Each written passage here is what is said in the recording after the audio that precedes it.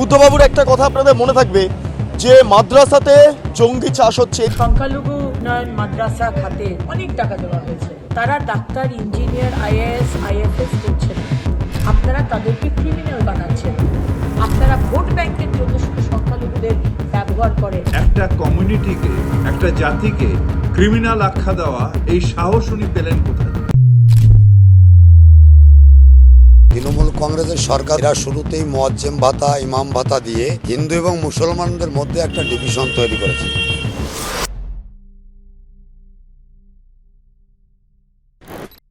নমস্কার, আপনারা দেখছেন বেঙ্গল লিবার্টি, আমি বিট্টু রায়চৌধুরী।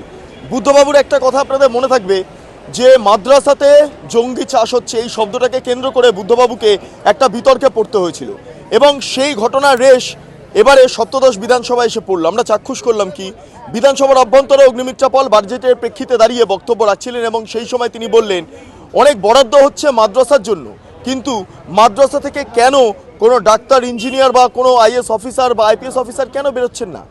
কেন বারবার সন্ত্রাসবাদের সঙ্গে মাদ্রাসার যারা শিক্ষক, যারা ছাত্ররা রয়েছেন তারা জড়িয়ে পড়ছেন? এই বিষয়টা যখন উত্থাপন করা হয় বিধানসভার অভ্যন্তরে রীতিমতো একটা উত্তপ্ত বাক্য বিনিময় পরিস্থিতি তৈরি হতে শুরু করে। আমরা যেটা দেখতে পারলাম, ফিরহাদ হাকিম তিনি উঠে দাঁড়ালেন এবং স্পষ্ট বললেন সংখ্যালঘুরা ক্রিমিনাল নয়, এবং বারবার ছি ছি এই শব্দ উত্থাপন করে ফিরহাদ হাকিম তার প্রতিবাদ করেন এবং সেখানেই থেমে থাকলো না। বেশ কয়েকজন যারা সংখ্যালঘু বিধায়করা রয়েছেন তারা একদম ওয়েলে নেমে কার্যত প্রতিবাদ করতে শুরু করলেন এবং পাল্টা বিরোধী দলের তরফে উঠে তারা পাল্টা স্লোগান দিতে শুরু করলেন, হিন্দু হিন্দু ভাই ভাই। অর্থাৎ বাইনারি পলিটিক্সটা এ রাজ্যের কোন জায়গায় গিয়ে পৌঁছাচ্ছে যে বিধানসভার অভ্যন্তরে হিন্দু মুসলমান প্রসঙ্গ আজকে অত্যন্ত প্রাসঙ্গিক হয়ে উঠছে। অগ্নিমিত্রা পল যখন বক্তব্য রাখছেন সেই সময় দাঁড়িয়ে তিনি এই যে বেলডাঙ্গাতে যা ঘটনা ঘটলো, এক চ্যানেলের সাংবাদিকের ওপর যেভাবে শ্লীলতাহানির ঘটনা ঘটলো, সবটা নিয়ে কার্যত একটা প্রতিবাদের বিষয়বস্তু উঠে আসে বিধানসভার অভ্যন্তরে।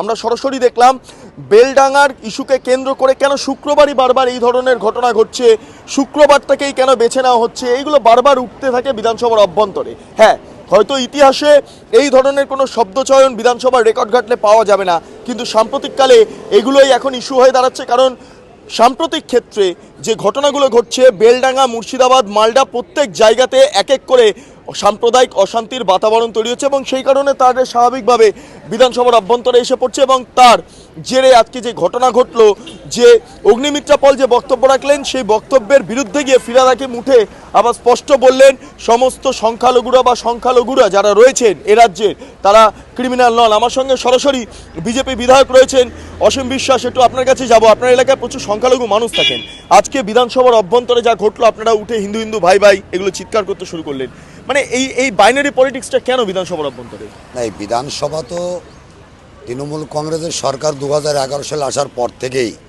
এই মমতা ব্যানার্জির নেতৃত্বে যে তোষণবাদের সরকার, এরা শুরুতেই মুয়াজ্জেম ভাতা, ইমাম ভাতা দিয়ে হিন্দু এবং মুসলমানদের মধ্যে একটা ডিভিশন তৈরি করেছে, যেটা আমাদের কাছে কাঙ্ক্ষিত নয়। এই রাজ্যের একজন মন্ত্রী, পৌরমন্ত্রী, কলকাতার মেয়র ফিরহাদ হাকিম, সে দাওয়াত ইসলামের দাওয়াত দিয়েছে এবং তার ধর্ম, মুসলিম ধর্ম যারা গ্রহণ করেনি তারা হচ্ছে দুর্ভাগ্য।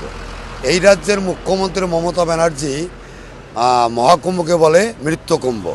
তো স্বাভাবিক কারণে মমতা ব্যানার্জির যে মুসলিম তোষণের যে রাজনীতি, সেই রাজনীতির সপ্তদশ বিধানসভার বাজেট অধিবেশনের আজকের দিনে তো তৃণমূল কংগ্রেস বলবেই। আমরা এই রাজ্যের যারা রাষ্ট্রবাদী মুসলিম যারা আছে তাদেরকে আমরা স্বাগত জানাই, কিন্তু মমতা ব্যানার্জি বিধানসভার প্রথম দিনে, বাজেট অধিবেশনের প্রথম দিনে বিধানসভায় না এসে সুপ্রিম কোর্টে চলে গিয়েছেন উনি, যে এসআইআরকে কেন্দ্র করে যাতে রোহিঙ্গা এবং মুসলিম অনুপ্রবেশকারীদের বাঁচানো যায়। এই মমতা ব্যানার্জি 2005 সালের লোকসভায় এই অনুপ্রবেশ চেঁচামেচি করে কাগজ ছুঁড়ে মেরেছিল স্পিকারের মুখে। অতএব তৃণমূল কংগ্রেসের মুখে মুসলিম তোষণের রাজনীতি, সেটা আজকে আমরা একটু তুলে ধরেছি যে এই রাজ্যে যারা রাষ্ট্রবাদী মুসলিমরা আছে তারা আমাদের রাষ্ট্রের লোক, তারা আমাদের ভাই। আমাদের বিরোধিতা ফিরহাদ হাকিমের মতো লোক যারা পাকিস্তানের ডন পত্রিকার বিবৃতি দেয়, এই হুমায়ুন কবির মিনি পাকিস্তানের স্বপ্ন দেখে কলকাতাকে, তার ধিক্কার আমরা জানিয়েছি। বেশ, অসংখ্য ধন্যবাদ। অসীম বিশ্বাস আমার সঙ্গে ছিলেন, রানাঘাট উত্তর পূর্বের বিধায়ক। এবং যে বিষয়টা সামনে উঠে আসছে ফিরহাদ হাকিমের বক্তব্য, কারণ ফিরহাদ হাকিম যত এই মুহূর্তে দাঁড়িয়ে নিজেকে সেকুলার প্রমাণ করার চেষ্টা করুন না কেন, তার শব্দ চয়নের ক্ষেত্রে বিতর্ক দানা বেঁধেছিল। তার কারণ যারা মুসলিম ধর্মে জন্ম নেন না, তারা দুর্ভাগা, এই শব্দগুলো প্রয়োগ করা হয়েছিল। ফলে সবটা মিলিয়ে ফিরহাদ হাকিমের যে নিরপেক্ষতা, এই যেই বলা যেতে পারে এই যে বাইনারি পলিটিক্স হচ্ছে, সেই বাইনারি পলিটিক্সের বিরুদ্ধে গিয়ে সেটা খুব গুরুত্বপূর্ণ। আমি একটু আপনার কাছে যাব, বলছি ফিরহাদ হাকিমের বক্তব্যটাকে আজ কেন্দ্র করে যা ঘটলো বা অগ্নিমিত্রা পলে যা ঘটলো, এটা নিয়ে আপনি কি বলবেন? দেখুন, আমি তো সেই সময় ছিলাম না, আজকে জুম্মাবার ছিল তো নামাজ পড়তে গেছিলাম। তাহলে তো না, এটা তো একটা বিষয় যে ফিরহাদ হাকিম বলছেন সমস্ত মুসলমানরা ক্রিমিনাল নন, কিন্তু আবার অগ্নিমিত্রা পল বলছেন যে মাদ্রাসা থেকে কেন ডাক্তার, ইঞ্জিনিয়ার বা এরা বেরোচ্ছেন না। আপনি তৃণমূল বিধায়ক, আমি বলতে বাধ্য হচ্ছি ধর্মীয়ভাবেও সংখ্যালঘু, ফলে আপনি এটাই কিভাবে দেখছেন? এখন বিজেপির কাজই তো সবসময় মিথ্যা অপপ্রচার করা। হ্যাঁ, আর আমি সেই সময় আজকে জুম্মাবার যেহেতু, সেই সময় আমি ছিলাম না, মসজিদে ছিলাম, বিধানসভায় যে মসজিদ আছে সেখানে নামাজ পড়ছিলাম। হ্যাঁ, আর এটা দল আমাদের ডিটেলসটা বলে দেবে। Thank you very much. আমার সঙ্গে তৃণমূলের বিধায়ক ছিলেন এবং সরাসরি তিনি যেটা বললেন যে তিনি সেই সময় জুম্মাবার যেহেতু রয়েছে আজকে, ফলে আজকে খুব ইম্পর্টেন্ট, আজকে যদি আমরা ডেটটা দেখি, আমরা যদি সপ্তাহের সময়টা দেখি, তাহলে আজকে শুক্রবার, এবং যেটা ইসলাম ধর্মে সেটা জুম্মাবার হিসেবে পরিচিতি লাভ করেছে। এবং ফলে এই ক্ষেত্রে দাঁড়িয়ে সংশ্লিষ্ট বিধায়ক তিনি বিধানসভার অভ্যন্তরে যে মসজিদ রয়েছে, আমরা একদম যদি পেছনের দিকে তাকাই, এই একদম সোজাসুজি যদি দেখি সেইখানটাতে মসজিদ রয়েছে এবং সেখানে তিনি নামাজ পড়ছিলেন। ফলে তিনি বিধানসভার অভ্যন্তরে কি ঘটেছে না ঘটেছে সেটা তিনি বলতে পারলেন না।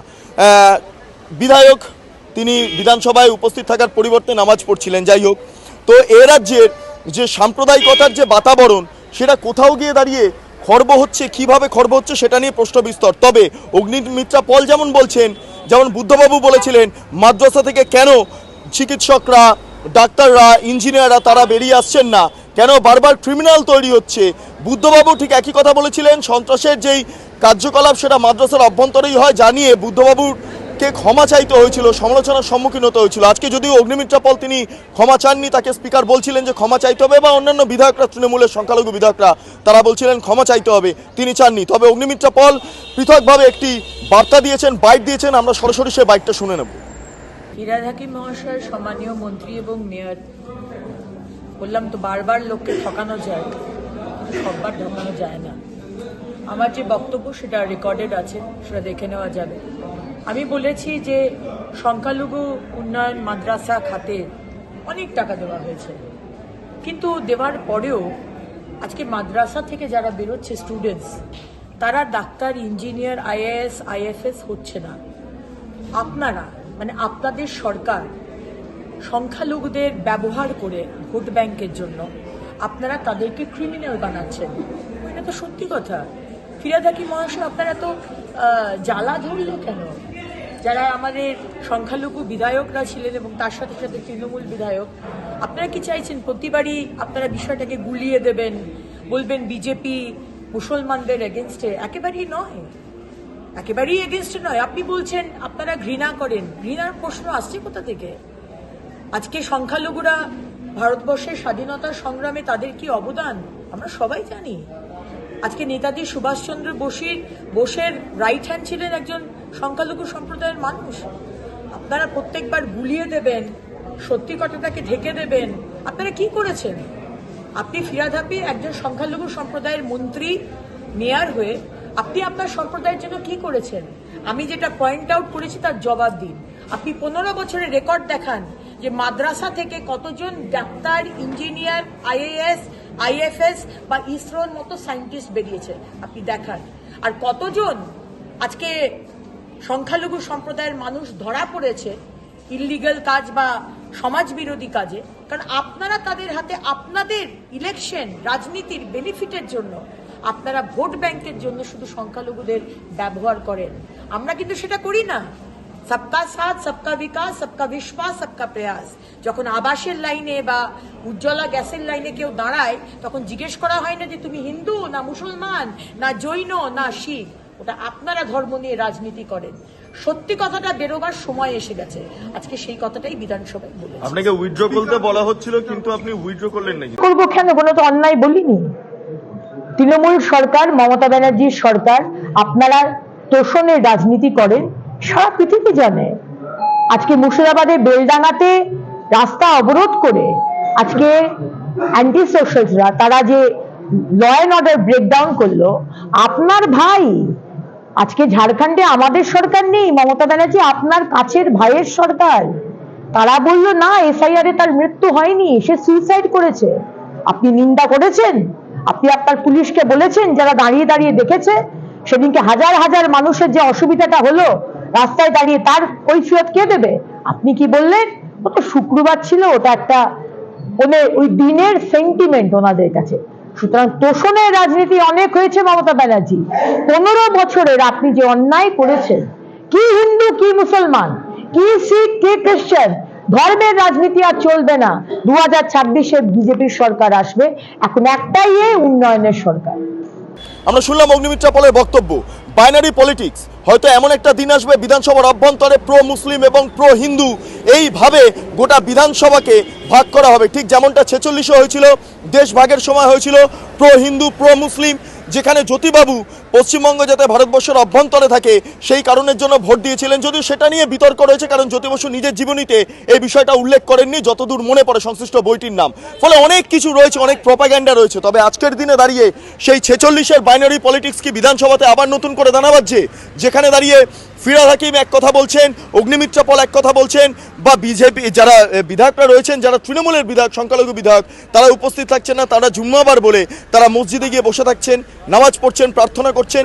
তাহলে এইভাবে কি রাজ্যের পলিটিক্স নির্ধারিত হবে ধর্মীয়ভাবে? এটাই সবচেয়ে বড় প্রশ্ন। অগ্নিমিত্রা পাল ম্যাডাম শিষ্টাচার জানেন না, অসভ্যতার চূড়ান্ত ছাড়িয়ে গেলেন। একটা কমিউনিটিকে, একটা জাতিকে ক্রিমিনাল আখ্যা দেওয়া, এই সাহস উনি পেলেন কোথা থেকে?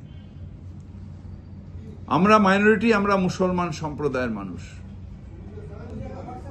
আমাদের ভারতবর্ষের আমরা মানুষ, ভারতে আমাদের সমান অধিকার। অগ্নিমিত্রা পালের যে অধিকার, আমার বা যে কোনো মাইনরিটির একই অধিকার। সেখানে উনি দাঁড়িয়ে বিধানসভায় বলছেন মাইনরিটি কমিউনিটিকে ক্রিমিনাল বানানো, ক্রিমিনাল হয়ে রয়েছে। কে criminal? APJ Abdul Kalam criminal? Maulana Abul Kalam criminal? Fakhruddin Ali Ahmed criminal? আমাদের কবি নজরুল ইসলাম ক্রিমিনাল? কে ক্রিমিনাল? কিছুদিন আগে ভারতবর্ষের জন্য প্রাণ দিয়েছেন ঝন্টু শেখ,